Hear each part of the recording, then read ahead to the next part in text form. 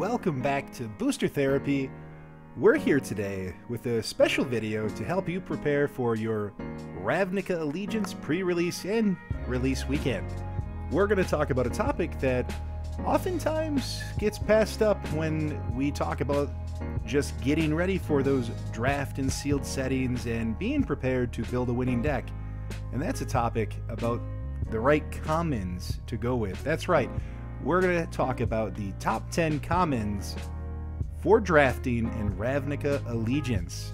So one thing that I always want to caution with is when we go through this top 10 list of commons, this does not mean you should pick this over those high valued rares or any of the other cards that are just clearly better. What I want to help you be prepared to do is pick the right common and value the cards the right way. So, as with any draft, the acronym BREAD still applies. And if you don't know what BREAD means, it's simple. It means Brett's right about everything, always. Don't worry about it. Kidding. BREAD is a term that we use a lot when drafting to help us value the cards pick by pick as we look at a pack that is opened by us. So BREAD really stands for bombs, removal, evasion, aggro, and duds. So just making sure that you're putting the right value on the right card. So that still holds true here. We always want to follow the logic of BREAD when drafting any set. But without further ado, let's talk about the top 10 commons for your Ravnica Allegiance draft. And the first one on this list is probably not a surprise. So at number 10, I have Guild Gates. Yes, Guild Gates. Yes, I understand. Every single pack has one. Why would I value this? Here's why.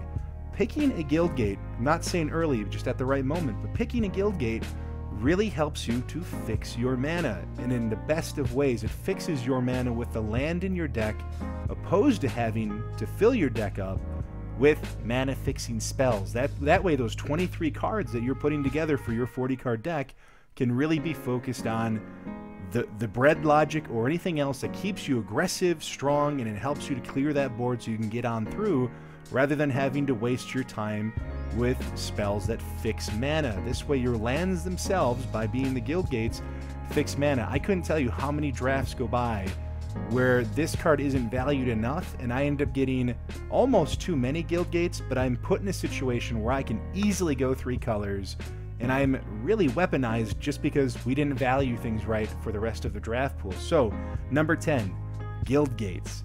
So that's going to bring me to number 9.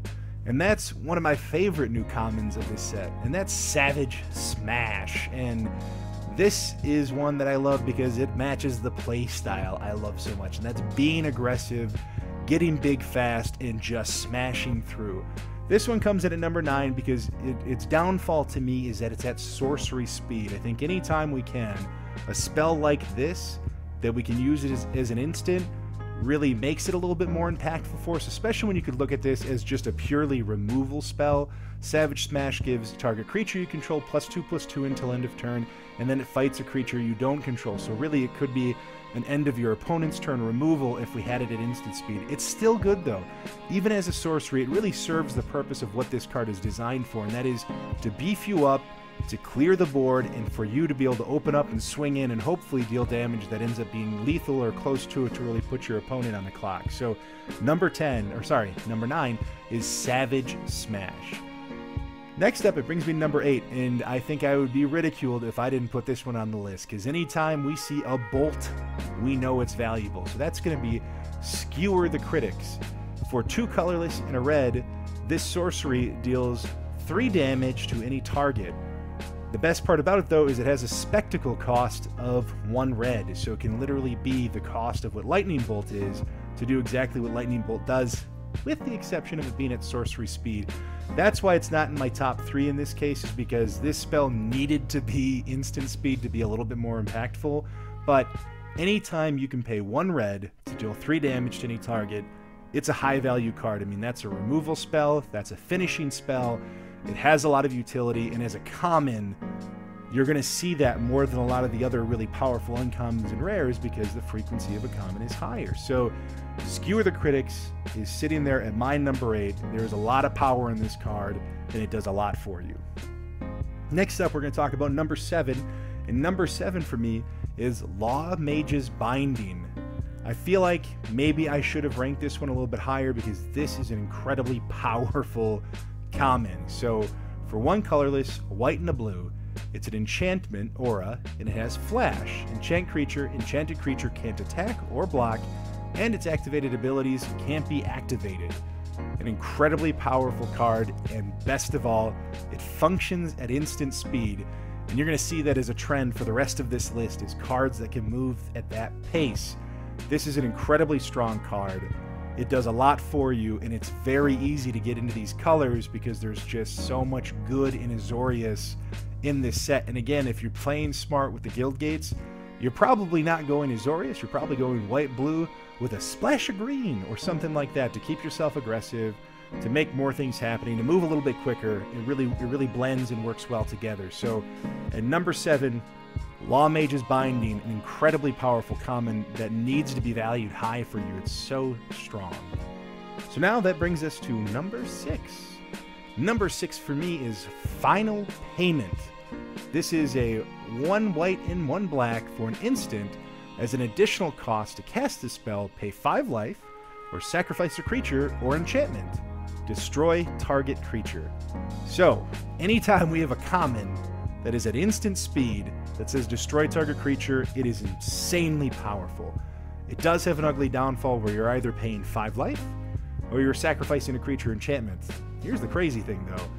We have mechanics like Afterlife that really don't bother us so much when we have to sacrifice a creature, especially in the right moment.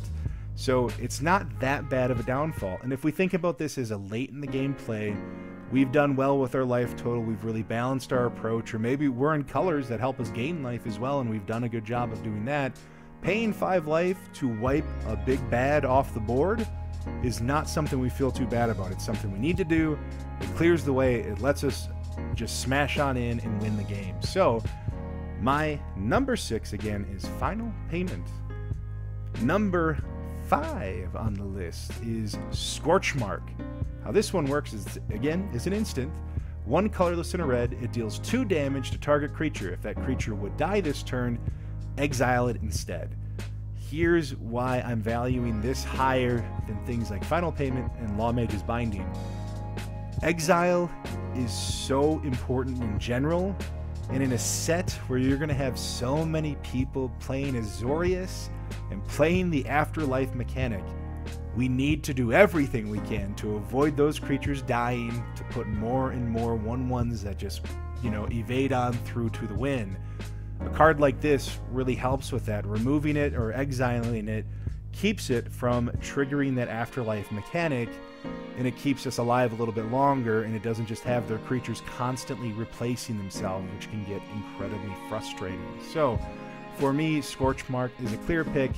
That exile mechanic is so strong, it matters. And again, we're working at instant speed, which is just really a preferred thing with anything, to be able to do it at the end of an opponent's turn to win out, or to do it as a surprise to make our little weenie that we have out there a little bit more powerful when it deals lethal, because Scorchmark gets it over the top.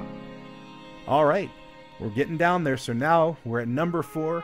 Similar to Scorchmark, this one is going to be Grotesque Demise. Not just because the artwork is insanely beautiful and haunting, it's because, again, at instant speed for 2 colorless and a black, exile target creature with power 3 or less. The other upside to things like this, when the mana cost only has a black in it, this means you could be playing Rakdos or Azorius, and you could play this card, and it's easy to do. Similar to Scorchmark, you could be playing Gruul or Rakdos, and you can play that card. It's kind of nice to not have to splash to get in a card like you'd have to do with Final Payment or Law Mage's Binding. If you're not in those colors, you're going to have to splash to get there. With Grotesque Demise, and similar with Scorchmark, you can play those in more than one way, and you don't have to worry about splashing to get there. Again, Grotesque Demise, though, 3 mana, instant speed, exiling a creature with power 3 or less is incredibly powerful. Number 3 on the list is Applied Biomancy. For a green and a blue, choose one or both. Target creature gets +1/+1 until end of turn. Return target creature to its owner's hand. And again, this is at instant speed. So value is the key word here. Anytime you've got one or both where you can do multiple things with a card, makes it really powerful. And being able to pump your guy up to protect you and be the mighty defender you need to be while bouncing something they control, or pump your guy up and bounce one of their things similar to Savage Smash to get through for lethal. It's just got so much playability. Or maybe you just need one or the other. You don't need to use both, and that's also an incredible mechanic. Anytime you can bounce creatures too, it's just really strong. Simic does a really good job of playing off this. It's a very powerful card, one of my favorite, and that's why I've got it at 3. Number 2, almost to number 1, is Growth Spiral. Yes, I know. Everybody's going to say, well, Brett, you love this one because it's got the Seb McKinnon artwork. You're right. It's absolutely beautiful. The artwork is insane. This is a common card with some of the best artwork in Magic on it. You're right. It's not why it's my favorite. For a green and a blue, at instant speed, you draw a card, so it just purely replaces itself, and you may put a land card from your hand onto the battlefield at instant speed. So let's think about this. We're on our opponent's turn. We're holding back something to control the board state. They don't really do anything. At the end of their turn, we can draw a card, and we can ramp one turn forward by putting a land from our hand on the battlefield. I don't think I need to talk anymore about that. That is so strong for a common. I can't believe this is a common card. You're going to see a lot of it. It's incredibly powerful. I absolutely understand that you have to have a land in your hand to move a step forward with your land play.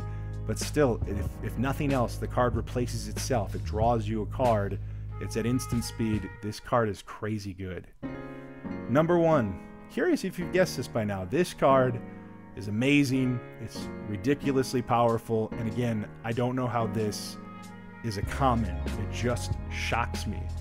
And that's Humongulous. Number 1 on my list. That's right, Humongulous. The strongest card in the set. Humongulous. I'm kidding.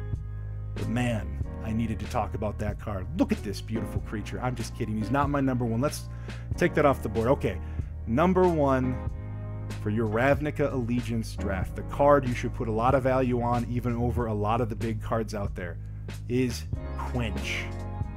1 colorless and a blue, counter target spell unless its controller pays 2.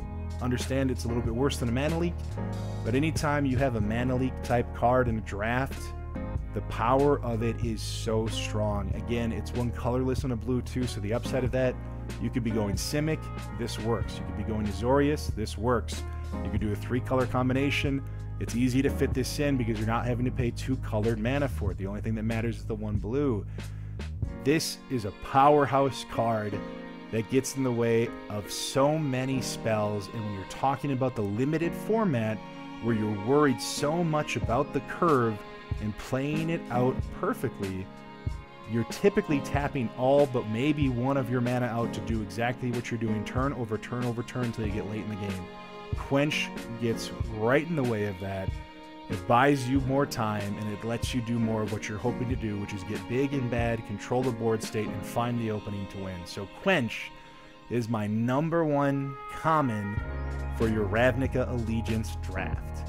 So, hopefully you guys enjoyed that. Here's another quick peek of all 10 cards, the cards that I believe are some of the most powerful commons for the limited format for Ravnica Allegiances. I'd love to hear what you have to say. If you have anything that I missed, feel free to put a comment below. I am sure I have missed some of the cards, and I'd be curious to hear what your take is on some of the power of this set. What we do know is this set is incredibly powerful, so it's going to be a lot of fun to play. Pre-release weekend is just around the corner. It's going to be a ton of fun. I hope you're getting out to your local game shop, supporting them, and having fun playing it. If you're looking for ways to support Booster Therapy, feel free to do one of the 3. Hit that thumbs up button right now. If you got time, press the thumbs up. It's a real simple thing. It's a real easy thing. It helps us to get the name out there. It helps us to grow, and we appreciate you for that. The other way is if you want to become a patron. Be a patron of the channel. Support what we do. Join an exclusive chat with us to talk about our content and what we're doing, as well as getting access to some exclusive things like a sell list of cards that we're going to be selling under the market price of them, giving you access to a few extra things to purchase on your day to build your next Commander deck, Standard deck, Modern deck. We have all sorts of cards, and they will be for sale month after month starting in February. And the last way is to support the local game shop that we love, and that is Noble Knight Games. There's a link in the description below. Feel free to check them out. They'll be hosting some of these Ravnica Allegiance releases as well, not this week coming up here, but the following weekend on the 25th of January. So please check them out online, check out their inventory, and if you can, make it out to the game shop. We'll be there. Support them. They are a great place. Otherwise, thank you so much for tuning in. Thank you so much for listening to my wonderful voice and my opinion on the top 10 commons of Ravnica Allegiance. We thank you so much for being a part of the program, a part of Booster Therapy, a supporter of all that we do. We thank you so much. You all have a happy pre-release weekend and a better release weekend when you're getting out there drafting with your friends and family. This is Booster Therapy. Goodbye.